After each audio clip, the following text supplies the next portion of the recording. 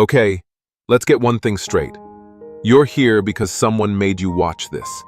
Maybe it's your teacher piling on assignments, your friend who won't stop texting you links, or your parents saying, "Just watch it, it's good for you." Raises eyebrow, chuckles I see you, scrolling through your phone, thinking, why am I stuck watching a video about Jesus creating humans? But hold up, give me a chance to make this worth your time. This isn't some dusty lecture or preachy sermon. This is about the biggest question you've probably never asked. Why do you exist? Why did Jesus, part of the eternal God, Father, Son, Holy Spirit, bother to make you? Spoiler alert, the answer's wilder than you think. Picture yourself as an artist, standing in a studio that smells like fresh paint. You've got a blank canvas, a million colors, and a vision so big it's practically bursting out of you. You're not painting because you're bored. You're painting because you have to, because something inside you needs to be shared. That's Jesus, the Creator, dreaming you into existence. He didn't make you to fill a cosmic to-do list. He made you for something epic, something that ties into the heart of the universe. So, stick with me for this 30-minute ride. By the end, you might just see yourself and your place in the world in a whole new light. Let's dive in. Let's start before the beginning. Way before stars lit up the sky, before mountains rose, before time even started ticking. There was God, Father, Son, Holy Spirit, locked in a perfect circle of love, joy, and connection. Imagine a family so tight, so full of laughter and warmth, that their happiness could power 1,000 galaxies. That's God. No drama, no gaps, just pure, infinite delight. So why create humans? Was God sitting around thinking, I need a hobby? In your first, leans in, smirks. Not even close. God didn't need us to complete him. He wasn't lonely or running out of ideas. He created us because his love was overflowing. Picture a fountain in a bustling town square, water spilling over its edges, sparkling in the sun, not because it's broken, but because it's designed to share its abundance. That's God's heart. Too big, too vibrant to keep to himself. Imagine Jesus, the Creator, gazing into the nothingness, his heart pulsing with excitement. He says, let's make something extraordinary. Let's create beings who can love like we love, dream like we dream, create like we create. And so he shaped us, humans, you and me, crafted to reflect his essence. We're not just random blips in a cosmic void. We're designed to mirror his creativity, his compassion, his freedom. Think about it. Every time you sketch a picture, solve a problem, or even make someone laugh, you're channeling that divine spark. You're showing the world a glimpse of the artist who made you. But it's not just about reflecting God. He created us to join his joy, to step into the eternal dance of his love. Imagine being invited to the ultimate VIP party, not as some random guest, but as a cherished member of the family. That's what Jesus wanted, for us to share in the love that makes the universe sing. Now, here's where the story gets juicy and a bit risky. God could have made us like drones, programmed to nod along and follow orders. But he didn't. He gave us free will, the power to choose our own path. Why? Because love isn't love if it's forced. Imagine if I rigged my laptop to pop up with, "You're the best," every hour. Would that make me feel loved? Nope, it's just tech doing its thing.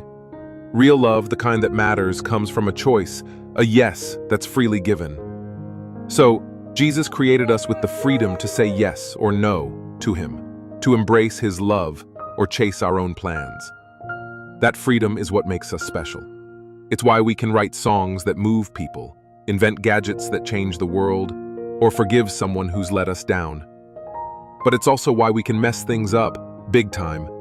Think of the first humans, choosing their own way over God's. That choice broke the connection, brought pain, and sent ripples of chaos through the world. Jesus knew that could happen. He knew free will was a gamble. So why take the chance? Picture a parent teaching their kid to ride a bike on a sunny afternoon. They know the kid might wobble, fall, or crash into a hedge, pauses, grins. I've been that kid, haven't you? But the parent lets them try anyway, because the moment they pedal free, hair flying, laughing like crazy, that's worth it. That's Jesus with us. The possibility that we'd choose to love him, to run to him, to join his story, that was worth the risk. He created us for a relationship so authentic, so deep, it could only come from free choice. So what's the whole point? Why are we here? It's simple but massive: relationship. Jesus created us to know him, to be close to him, to share in his life. This isn't about memorizing a rulebook or pretending to be perfect. It's about a bond that feels like coming home after a long day. Think of those moments that light up your life: a late-night chat with your best friend, a warm hug from someone you love, or that quiet second when you feel truly seen. That's a glimpse of what Jesus wants with us. Here's a picture to chew on. Imagine the ultimate feast. The table's overflowing with your favorite foods. Think pizza, sushi, chocolate cake, whatever gets you excited. The music's perfect, the vibe is electric, and the host, the creator of the universe himself. You're not just some +1 who snuck in. You're family. Jesus wants us at that table, sharing stories, laughing, belonging. He created us to be his sons and daughters, not just creations passing through. And it's not only about our connection with God. He made us to love each other, to reflect his heart in every interaction. Every time you help a stranger, forgive someone who's hurt you, or create something beautiful, a poem, a meme, a kind gesture, you're living out God's purpose. I heard about a woman who started baking cookies for her neighbors, just because. No agenda, no strings attached. Those cookies sparked conversations, built friendships, and turned a lonely street into a community. That's what Jesus had in mind. A world where his love flows through us, making everything a little brighter, a little more like heaven. Let's get real for a moment. Creating us wasn't a small thing.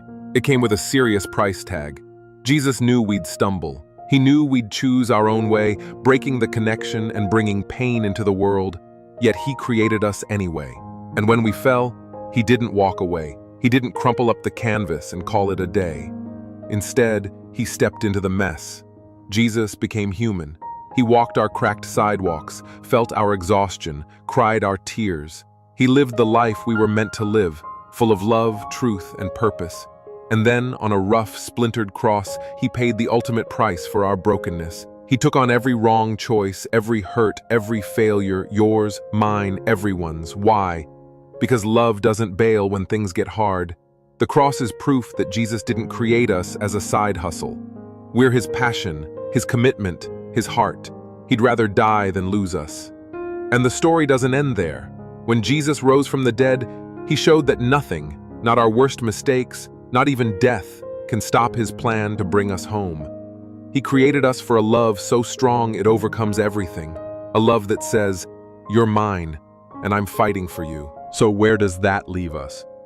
If Jesus created us for love, relationship, and purpose, what do we do with it? We live it. We say yes to him, maybe in a quiet prayer, maybe in a bold step of faith. We love him back by trusting him, talking to him, following his lead. And we love others, because that's part of the deal. Every kind act, every brave choice, every moment of creativity is a chance to reflect the God who made us. Think of this woman I heard about. Let's call her Mia. She was a single mom, working 2 jobs, barely scraping by. But every week, she'd take a few bucks and buy school supplies for kids in her neighborhood who couldn't afford them. Pencils, notebooks, little things. She didn't have much, but she gave what she could. Those small acts changed lives. Kids felt seen, parents felt supported. Mia was living out God's purpose, not because she was a saint, but because she was willing to share his love. Here's a challenge for you, whether you're watching this grudgingly or not. Do one thing today that mirrors Jesus' love. Maybe it's texting a friend who's struggling. Maybe it's creating something, a drawing, a song, a kind word. Maybe it's just sitting quietly and saying, "Jesus, I'm not sure about all this, but I want to know you more." That's why you're here. That's why he made you. Look, I know some of you were roped into watching this. Maybe you're still tempted to hit skip. But I hope you're starting to see it. You're not an accident. Jesus created you because he's an artist, and you're his masterpiece, painted with purpose. He's a father, and you're his kid, invited to his table. He's love, and he wants you to share in it, now and forever. You're part of a cosmic love story, one that's still unfolding, and you've got a starring role. So even if you're skeptical, even if you're just here for the assignment, take this with you. You're loved. You're wanted. You're created for something bigger than you can imagine. Go live like it. Create something. Love someone. Take a step toward Jesus, the artist who started this masterpiece. He's still with you, cheering you on, ready to welcome you home. Optional. If appropriate, end with a brief prayer. Jesus, thank you for creating us, for loving us, for never giving up on us. Help us live out your purpose, to love you, to love others, to reflect your heart. Give us courage to say yes to you, even if we're starting from zero. Amen.